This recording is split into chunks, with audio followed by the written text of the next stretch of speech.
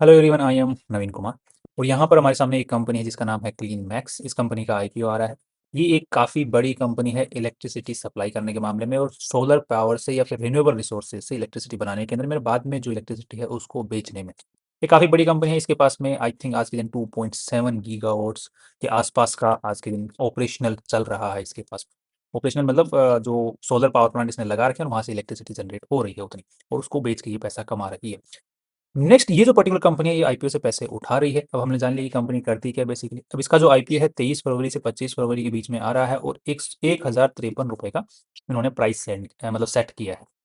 12,325 करोड़ रुपए की इन्होंने वैल्यू लगाई है खुद की। लगभग 3100 करोड़ रुपीज ये कंपनी उठाना चाह रही है, जिसमें से 1900 करोड़ रुपीज कंपनी के पास में नहीं जा रहे हैं, कंपनी के जो इनिशियल शेयर होल्डर्स हैं, कंपनी के प्रमोटर्स हैं, उनकी जेब में जा रहे हैं। बाकी 1200 करोड़ वर्थ ऑफ जो शेयर्स हैं वो नए इश्यू हो रहे हैं, इसका मतलब है कि 1200 करोड़ रुपए कंपनी के पास में जा रहे हैं, क्योंकि कंपनी अपने आप को और बड़ा करने में यूज करने वाली है। अब किस पर्टिकुलर पर्पज से यूज करिए उसको देखते हैं। नेक्स्ट, एज वी नो कि कंपनी क्या करती है, वी ऑलरेडी डिस्कस्ड की कंपनी जो है सोलर जो रिन्यूएबल रिसोर्सेज जैसे सोलर पावर पैनल्स जो होते हैं उनको इंस्टॉल करती है, या तो क्लाइंट के यहाँ पे कर देती है, या फिर खुद की जो वेब इनकी साइट्स हैं वहाँ पर इंस्टॉल करती है। बाद में बिजली बेचती है, बिजली का कॉन्ट्रैक्ट कर लेती है जो भी एजेंसीज बिजली खरीदती हैं उनके साथ में। मोस्टली जो बिजली खरीदने वाली एजेंसीज हैं वो गवर्नमेंट ही हैं, तो उनके साथ में कॉन्ट्रैक्ट कर लेती है कि पर वोट हम आपको इतना मतलब पैसा देंगे, और उस हिसाब से फिर इनका बीच में रेवेन्यू बनता है। और ये सालों का जो है कॉन्ट्रैक्ट होता है, 20 साल का किसी के साथ, 25 साल का किसी के साथ, 10 साल का, इस टाइप का इनके पास में कॉन्ट्रैक्ट होता है। और यहाँ पर वोट जो प्राइस होती है वो डिसाइडेड रहती है।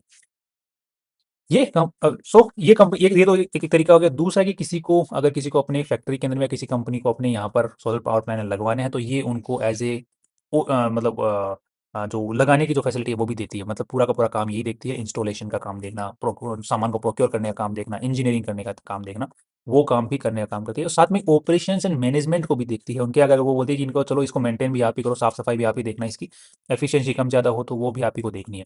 ये काम पे कंपनी प्रोवाइड करती है। साथ में ही एक आपने नाम सुना होगा कार्बन क्रेडिट, तो उस पर्टिकुलर फील्ड में भी ये कंपनी हेल्प करती है, काम करती है। किसी कंपनी को मैं किसी कार्बन क्रेडिट की रिक्वायरमेंट है, बिकॉज कार्बन क्रेडिट एक बहुत बड़ा टॉपिक है अलग से, बट आप मोटा मोटा ये जान लो कि उस पर्टिकुलर फील्ड में भी कंपनी काम करती है, कार्बन क्रेडिट बेचने का काम भी करती है और जनरेट करने का भी काम करती है। अब वो किस तरीके से जनरेट होता है कार्बन क्रेडिट, एंड किस तरीके से वो बिकता है, कैसे क्यों रिक्वायरमेंट है कंपनीज को कार्बन क्रेडिट की, वो एक अलग पूरा टॉपिक है, उसके ऊपर में हम कभी और चर्चा करेंगे। So basically this company works in all these segment. So basic जो काम है वो है सोलर पैनल लगाना, वहाँ से इलेक्ट्रिसिटी जनरेट करना, उसको बेचना, और जो डिसाइड हुआ है प्राइस उसके ऊपर में, और फिर और सोलर पैनल लगाते जाना, और उनको जो कॉन्ट्रैक्ट है जो एजेंसी से खरीदने वाली इलेक्ट्रिसिटी उनके साथ में करते रहना। ये बीच में इस कंपनी का मेन बिजनेस मॉडल है। नेक्स्ट, अब कंपनी जो पैसे उठा रही है उनका क्या करने वाली है, तो बोल रही है हमें कोई खास पैसों की जरूरत है नहीं, हम जो पैसे उठा रहे हैं उनका सो हमारे पास ऑलरेडी जो कर्जा है उसको चुकाएंगे, लगभग 1200 करोड़ रुपए का, 1122 करोड़ रुपए का हम लोग कर्जा चुकाने में काम में लेने वाले हैं। सो बेसिकली कंपनी को पैसों की जरूरत मुझे यहाँ पर लगती नहीं है कि है, इसलिए कंपनी मोस्ट ऑफ जो पैसा उठा रही है वो जो इन्वेस्टर्स हैं, इनिशियल इन्वेस्टर्स और जो प्रमोटर्स हैं उनकी जेब में ही जा रहा है। राइट। ये कुछ कंपनी के promoters and initial share holders हैं जो कि अपना स्टॉक जो है, स्टेक जो है वो बेच रहे हैं, और इतनी इस प्राइस के ऊपर में इन लोगों ने ये जो है शेयर्स खरीदे थे, और आज के दिन जो है 1050 के भाव पे बेच रहे हैं। नेक्स्ट, यहाँ पर कुलदीप जैन जी जो है इस कंपनी के मेन प्रमोटर यहाँ पर देखने को मिल रहे हैं, उन्हीं की जो है सानिध्य में ये कंपनी चल रही है और यहाँ तक पहुंची है। नेक्स्ट, कंपनी की जो शुरुआत अगर हम लोग देखने की कोशिश करते हैं तो 2010 में ही इस कंपनी की शुरुआत हुई थी, और उसके बाद में इस कंपनी ने ये सारे माइलस्टोन्स अचीव किए हैं। राइट, तो ये सब कुछ को अचीव करते हुए अभी तक कंपनी जो है यहाँ तक पहुंची। इनको आप लोग आराम से पॉज करके रीड कर सकते हैं if you want to. Company अब ये जो मेरे लिए बहुत ही मतलब खतरनाक मोमेंट था कि इस कंपनी के आजकल 205 सब्सिडियरीज हैं। इतनी सब्सिडरीज कंपनी वाली मैंने कंपनी के पहले कभी रिसर्च नहीं की, एंड सब सब्सिडरी को मैंने वन बाय वन देखा, बट कुछ खास वहाँ पे दिखा नहीं। बट कुछ कंपनीज थे इनके अंदर रेवेन्यू बहुत ही कम था, कुछ में रेवेन्यू ठीक ठाक था, कुछ के अंदर में था ही नहीं, कुछ के अंदर में नेगेटिव में था। सो 205 सब्सिडरी, सबकी जो डिटेल्स हैं वो आरएचपी के अंदर में दी हुई है। If you want to read them all you can read them. And mostly जो सब्सिडरीज हैं वो सारी की सारी रिन्यूएबल रिसोर्सेज और इलेक्ट्रिसिटी जनरेशन से रिलेटेड ही हैं मोस्टली। एंड इसके अलावा जो है 2 फॉरेन सब्सिडी और 3 जॉइंट वेंचर्स भी देखने को मिल रहे हैं। 3 जॉइंट वेंचर्स और 6 सब्सिडीज, फॉरेन सब्सिडीज देखने को मिल रही है। सॉरी, मैंने उल्टा पढ़ लिया। कुलदीप जैन जी के बारे में आप इन्फॉर्मेशन यहाँ पर पढ़ सकते हैं, and he is a very experienced person. And next, यहाँ पर देखने को मिल रहा है कंपनी जो लोगो, जो नाम जो यूज़ करती है वो आज के दिन रजिस्टर्ड देखने को मिल रहे हैं under different classes. So company has registered themselves as well. Company जो प्रॉपर्टीज मोस्टली यूज करती है वो कुछ लीज पर है, कुछ फ्री होल्ड है। और जो कंपनी ऑफिसेज यूज करती है, राइट, जो कि अलग अलग देशों में भी हैं, इंडिया के अंदर में भी है, वो सारे ही लीज के ऊपर में देखने को मिल रहे हैं। नेक्स्ट मेरे को एक जो चीज़ पॉइंट है जिसके ऊपर मैं आपको ध्यान लेके जाना चाहता हूँ कि ये कंपनी जो कि इतनी बड़ी कंपनी है, जो कि मोस्टली जो ज़मीनें हैं उनको पहले एक्वायर करती है, खरीदती है, उसके बावजूद भी उसके दिमाग में एक रिस्क रहता है, राइट। उसके रिस्क क्या है उसको पढ़ो। Land title in India can be uncertain and we may not be able to identify and correct defects and irregularities in title to the land which we own, lease or may from time to time acquire in connection with the current and future operations। मतलब इन कंपनियों को, इतनी बड़ी बड़ी कंपनियों को भी पता है कि इंडिया में कोई जमीन जायदाद खरीद भी ली तो भी भरोसा नहीं है कि भाई सच में खरीद ली क्या, सच में मेरी ही है क्या। कल को पता नहीं कौन एरा गैरा खड़ा होगा कि भाई इसके 50 साल पहले हमारे दादाओं के बीच में एक एग्रीमेंट हुआ था, उसके अंदर में ये जमीन तो हमको बिकी हुई है, और पता नहीं कौन से बुआ ताऊ ताई कौन किधर से खड़ा हो जाएगा, भाई हमें तो हमारा हिस्सा मिला ही नहीं। तो ये कंपनियों को भी पता है और इनके काफ़ी कंपनियों के केसेस चलते रहते हैं। इनको भी पता है कि भाई इंडिया में अनसर्टेन है सब कुछ, ज़मीन खरीद ली तो भी तुम अपने मन भरम में ही बैठे रह सकते हो कि हाँ हाँ तुम्हारी है, भरोसा नहीं है तुम्हारी है। पता नहीं कौन कब खड़ा हो जाएगा कि भाई ये मेरी भी है, मेरे को पैसा मिला ही नहीं, अभी मेरे को दे, मेरे को ज़मीन चाहिए वापस, ला चल कोर्ट कोर्ट केस सब। तो ये चलते रह सकते हैं। तो ये इनको पता है, तो ये भाई जब इतनी बड़ी बड़ी कंपनी को पता है तो तुम जो छोटी सी ज़मीन तो बोलते हैं ये मेरी है, तब तक ही तुम्हारी, तब तक कोई नया कीड़ा नहीं खड़ा होगा। नेक्स्ट यहाँ पे देखने को मिल रहा है कि ओन साइट जो कंपनी के जो प्रोजेक्ट्स चलते हैं, जो एक मेरे को जो पॉइंट इशू नज़र आया वो ये है कि कंपनी जो नए कॉन्ट्रैक्ट्स कर रही है, जो नए नए ऑपरेशनल जो इंस्टॉलेशन कर रही है, जो सोलर पावर प्लांट लगा रही है और फिर उनकी इलेक्ट्रिसिटी बेचने के लिए जो कॉन्ट्रैक्ट्स कर रही है, उनका जो पर वोट वेटेड एवरेज टैरिफ जो है वो कम होता जा रहा है। इसको आप लोग यहाँ पर देख सकते हैं। कंपनी 2023 में जो कॉन्ट्रैक्ट्स एवरेज टैरिफ प्राइस था वो था 5 रुपये, यहाँ पे घट के हो गया 4.6, 2025 में घट के हो गया 4.32 और 2025 सितंबर तक 4.06 तक रह गया। ये थोड़ा कंसर्निंग है कि टाइम के साथ में जैसे जैसे कंपनी और ऑपरेशनलाइज करती जाएगी अपने सोलर पावर प्लांट्स को, वैसे वैसे टैरिफ्स घटते जाएंगे, जिसकी वजह से कंपनी ने जो खर्चा किया है, राइट, आने वाले टाइम के अंदर में तो खर्चा को रिकवर होने में टाइम ज़्यादा लगेगा। और एक मोमेंट ऐसा आएगा जब कंपनी के लिए मेंटेनेंस महंगा हो जाएगा और खर्चा जो पहले से हो रखा है उसका भी हर्जाना पहले से भरा नहीं है, उसको मेंटेन करने के लिए और लोन लेके उसका मेंटेनेंस करना पड़ेगा। तो ये एक बहुत ही खतरनाक सिचुएशन आ सकती है आने वाले टाइम की वजह से, बिकॉज टैरिफ्स की जो रेट्स है वो घटती जा रही है। तो कई भाई लोग बोलते हैं कि 25 साल का कॉन्ट्रैक्ट है, 30 साल का कॉन्ट्रैक्ट है, 20 साल का कॉन्ट्रैक्ट है, ठीक है मान लिया, बट आने वाले टाइम के अंदर में कुछ सालों तक ये अच्छे से काम करती हैं, बट एक टाइम के बाद में इनके जो ऑपरेशंस की जो जिनको मेंटेनेंस जिसको बोलते हैं, मेंटेनेंस की कॉस्ट बढ़ती ही जाती है। तो अगर ये पैसा, ये टैरिफ अगर कम रहता है और आने वाले टाइम में और कम हो जाता है, तो ये जो ड्यूरेशन है रिकवर, जो प्राइस लगाया है, पैसा लगाया है उसको रिकवर करने वाला, और जो बैंक का जो लोन चल रहा है उसका इंटरेस्ट जा रहा है, तो आपके लिए जो पीछे इनकम बचती है या फिर आने की जो उम्मीद होती है इनकम की, वो बहुत ही ज़्यादा कम हो जाती है। इसीलिए मोस्ट ऑफ द जो कंपनी इस सेगमेंट में काम कर रही हैं, हम यहाँ से निकल रहे हैं, जो इन्वेस्टर्स होते हैं बड़े बड़े वो निकल रहे हैं इस सेगमेंट से, बिकॉज ये बहुत ही ज़्यादा अभी ओवर पॉपुलेटेड हो चुका है, बहुत ही ज़्यादा यहाँ पर जो है कंपनीज घुस चुकी हैं, एंड बहुत ज़्यादा सप्लाई यहाँ पर है, डिमांड इतनी ज़्यादा बन नहीं रही है। और इतनी इलेक्ट्रिसिटी की डिमांड, कुछ साल बाद तो ये हालत होने वाली कि इतनी इलेक्ट्रिसिटी की डिमांड नहीं है जितनी की लोगों ने रिसोर्सेज क्रिएट करने हैं इलेक्ट्रिसिटी जनरेट करने वाले। ये थोड़ा-सा इश्यू आने वाले टाइम के अंदर फेस हो सकता है, जिसको हम लोग यहाँ पर इससे समझ सकते हैं। ये टैरिफ जो है धीरे-धीरे कम होता जा रहा है। नेक्स्ट अब थोड़ा-सा हमें समझना पड़ेगा कि दैट इज़ कि इस कंपनी में पैसा हमें लगाना है या नहीं? तो इस चीज़ को समझने के लिए मैं आपको कंपैरिज़न के अंदर में लेके चलता हूँ, दूसरी कंपनियों के साथ में कंपेयर करने के लिए चलते हैं। उससे पहले हम इस कंपनी की बैलेंस शीट को, पी&एल स्टेटमेंट को और कैश फ्लो को एक बार देख लेते हैं। इस पूरी कंपनी में जो पैसा लगा हुआ है आज के दिन, वो लगा हुआ है 14,800 करोड़ रुपए। बट मोस्टली जो इन्वेस्टर्स का पैसा लगा हुआ है या फिर कंपनी ने जो इकट्ठा कमा-कमा के अब तक इकट्ठा करके जो लगाया हुआ है, वो है साढ़े 3,400 करोड़ रुपए ही कंपनी के लगे हुए हैं। सो बेसिकली कंपनी ने जो अपनी वैल्यू लगाई है 13,000 करोड़ रुपए के आसपास में, कंपनी खुद के जो पैसे लगे हैं वो 3300-3400 करोड़ रुपए ही लगे हुए हैं। सो बिफोर द आईपीओ या फिर हम बोलते हैं आफ्टर द आईपीओ, जो डेट टू सॉरी जो जिसको हम बोलते हैं ना पीबी रेशियो, राइट, तो ये 3400 करोड़ यहाँ पर ऑलरेडी लगे हुए नेटवर्थ है कंपनी की आज के दिन, और यहाँ पर 1200 करोड़ रुपए और कंपनी लगाने वाली है। तो ये लगभग हो जाएगा 4600 करोड़, जिसको अगर हम लोग देखते हैं तो 3 की पीबी रेशियो के आसपास में बनता है। 3 का पीबी रेशियो कंपैरेटिव लेवल और चेक करने की कोशिश करते हैं तो एक एक्मे सोलर होल्डिंग है, सिमिलर साइज सेम सही काम करती है ये कंपनी भी, इसका जो पीबी रेशियो है वो भी 3 के आसपास में ही है।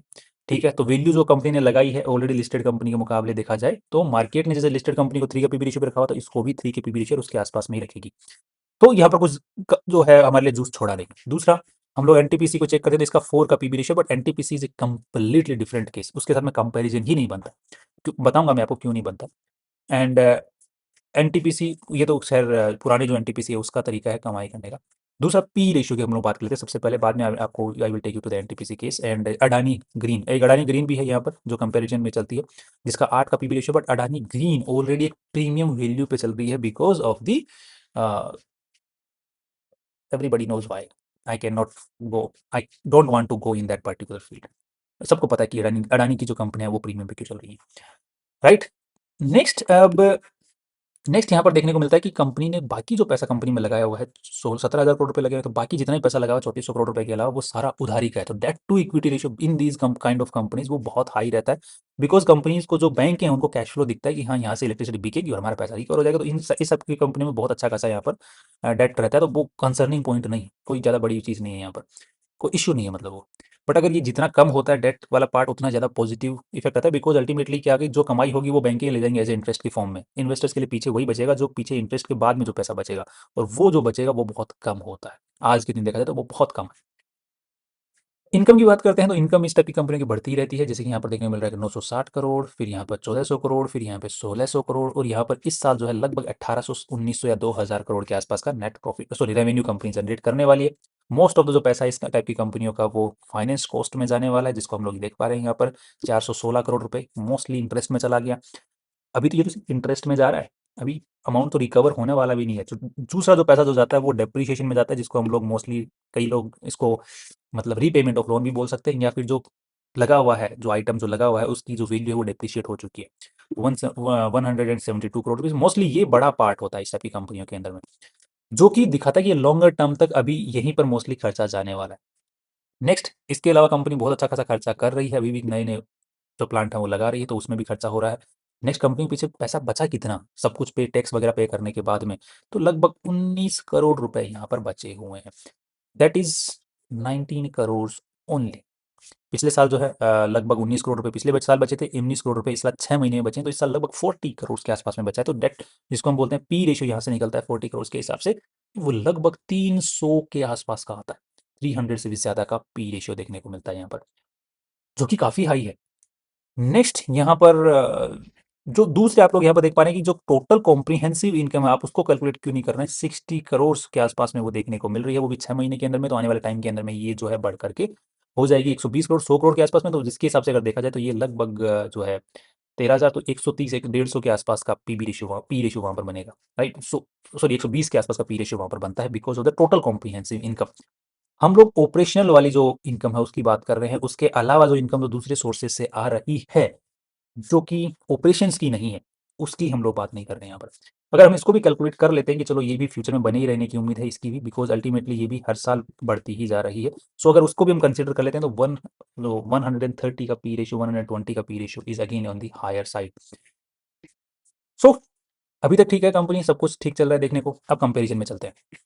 कंपेरिजन में हमारे पास में सबसे जो मेन कंपनी है that is Acme solar holding. इसको मार्केट ने 14,000 करोड़ रुपए की वैल्यू दे रखी है। इसके पास में जो पोर्टफोलियो है उसके इसके पास में 2.9 गीगावाट्स का आज के दिन ऑपरेशनल एफिशिएंसी है। जो कंपनी आईपीओ लेके आ रही है उसके पास में 2.7 के आसपास की ऑपरेशनल है। तो इसके हिसाब से मार्केट में इन्होंने जो अपनी वैल्यू लगाई है ऑलरेडी अच्छी खासी लगा ली है, जो मार्केट ने दूसरी कंपनी को वैल्यू दे रखी है उसके हिसाब से।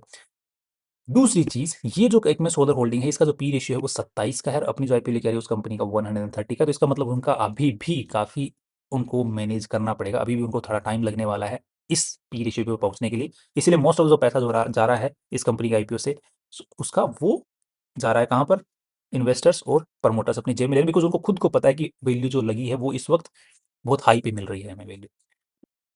नेक्स्ट जो चीज देखने को मिल रही है दैट इज कंपैरिजन वाली, तो एनटीपीसी ग्रीन की हम लोग कंपैरिजन में देखें तो इसका भी 135 के आसपास पी रेशियो है, उसका भी 135 के 120 के आसपास का पी रेशियो है। तो ये क्यों मैटर नहीं करता, बिकॉज एनटीपीसी के पास में एक तो गवर्नमेंट कंपनी, उनके पास में ऑलरेडी इलेक्ट्रिसिटी जनरेशन के प्लांट लगे हुए हैं, जो कि ये रहे and जिसको हम लोग यहाँ पर पढ़ सकते हैं, राइट। ये थर्मल पावर प्लांट से इलेक्ट्रिसिटी जनरेट करते हैं।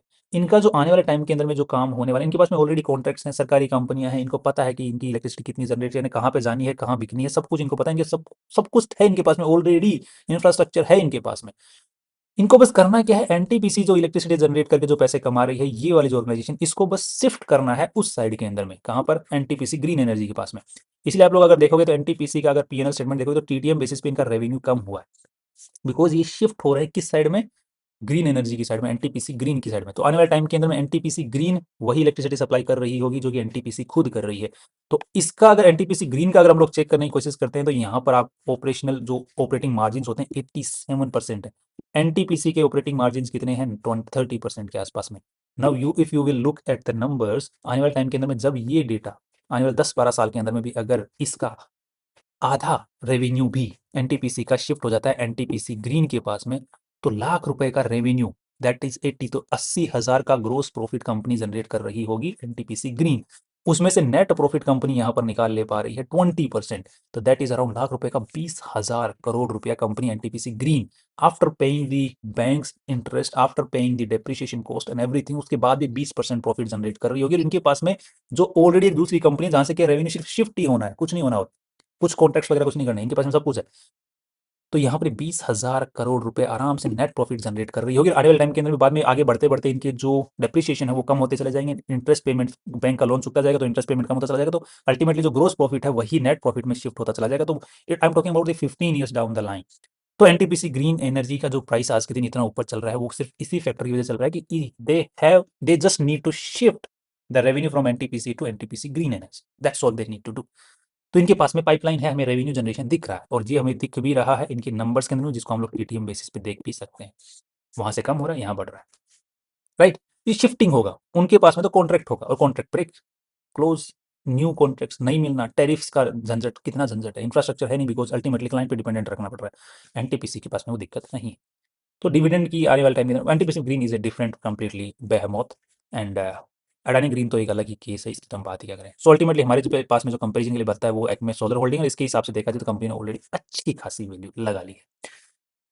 सो there is nothing else about this company. So मेरा जो पर्सनल टेक है इस कंपनी को लेकर के कि आज के दिन जो वैल्यू इन्होंने लगाई है लिस्टिंग गेन के हिसाब से, मुझे कुछ यहाँ पे वैल्यू नजर नहीं आ रही। Short term and long term का अभी इस कंपनी को, इस सेक्टर की जो कंपनियां उनके लिए जो बनाना, व्यू बनाना ठीक नहीं है। और अगर हमें बनाना ही पड़ेगा तो इस कंपनी से रिलेटेड, अगर इस कंपनी से बेटर कंपनी हमारे पास में अवेलेबल है। That's all from my side. कल फिर मिलते हैं, फाइनली सी यू टुमारो।